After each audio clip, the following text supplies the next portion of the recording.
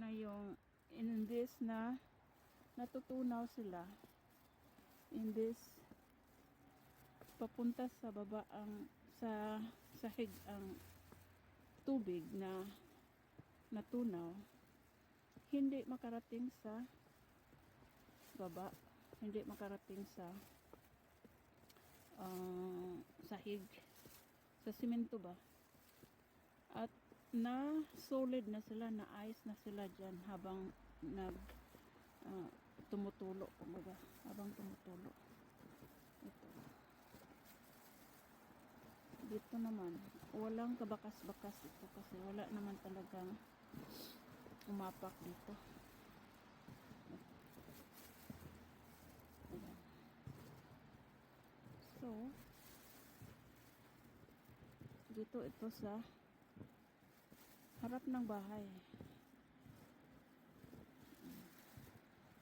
na yung makikita natin doon sa unahan na yung dapat kong nilalakaran pag lumalabas ako, yung namimiss ko nga na doon ako dumadaan.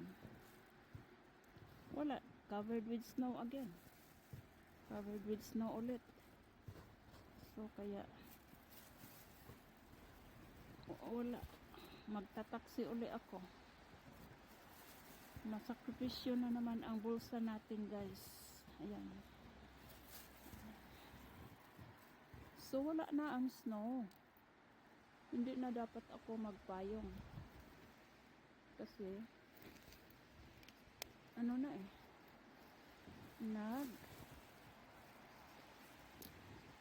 nag-stop na siyang mag-spray.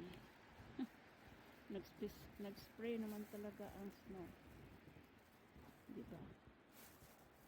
So ayan yung bakas ko, yan yung mga bakas ko kasi ako lang ang naglalakad-lakad dito dito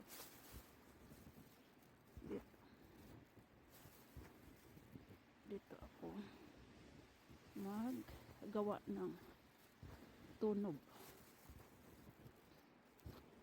gawa ng tunog ko dito, guys. Ano kayang isusulat ko dito? Magsulat ako ng ito, hindi man mahalata, kahit na magsusulat ako dito hindi mahalata, maliban lang kung ang aking ilagay dito na parang black ang ilalagay ko sa background na puti, mahahalata. Pero pag ganitong ano lang, magsusulat ka lang na hindi makikita o hindi mahahalata, hindi rin mababasa, guys.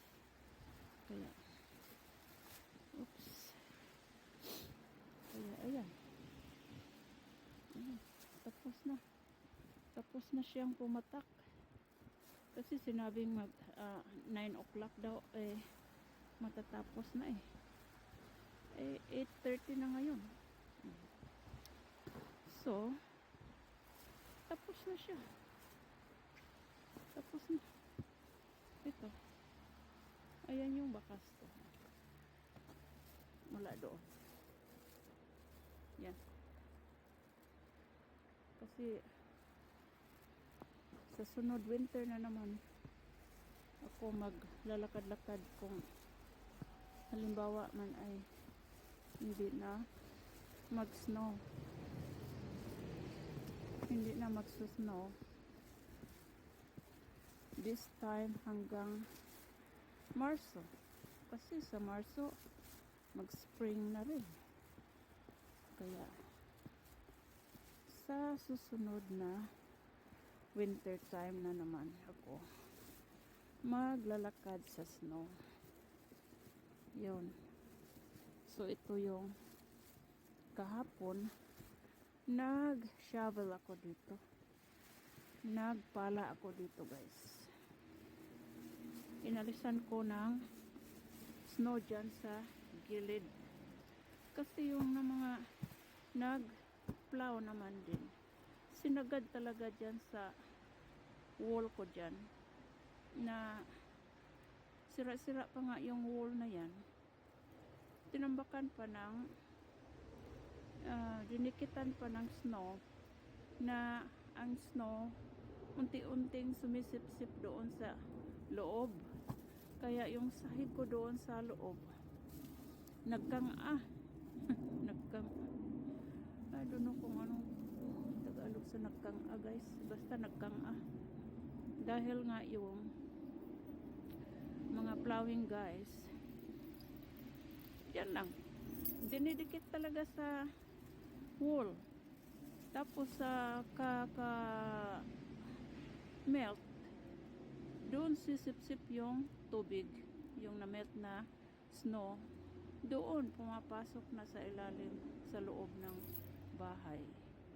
Tapos doon ano na nga, nasisira na ang ko, sahig ko diyan sa loob. Ayan yung, basta mga ganito marumi ang aking wall dito sa labas. Kasi maliban sa alikabok din yan, hindi ko pa na unang banwasan. Kaya ganyan ang hitsura. Sige na guys, kasi ako ay papanhik na sa loob.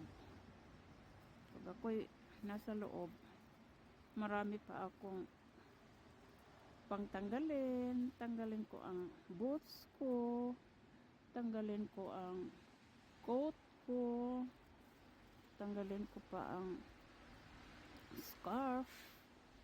Hindi pa talaga ako makarating sa ibabaw kung saan doon ako mag-relax and magluluto kung ano ang mga gusto kong lulutuin.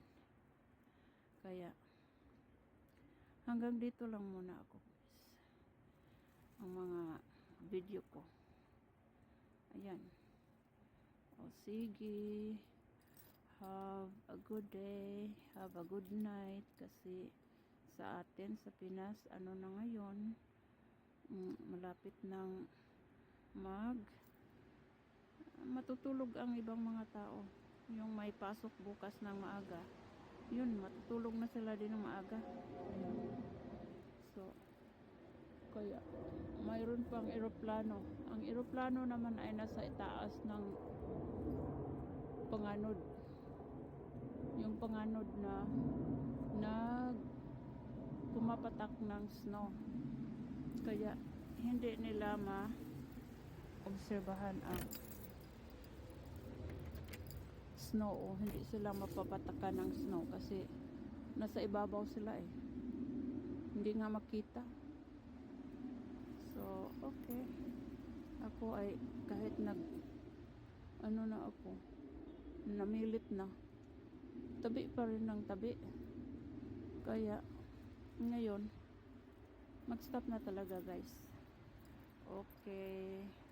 Thank you so much for watching dito sa mga walang kabuluhan na mga tabi-tabi ko, mga talks ko habang nangunguha ng video na ganito lang din naman.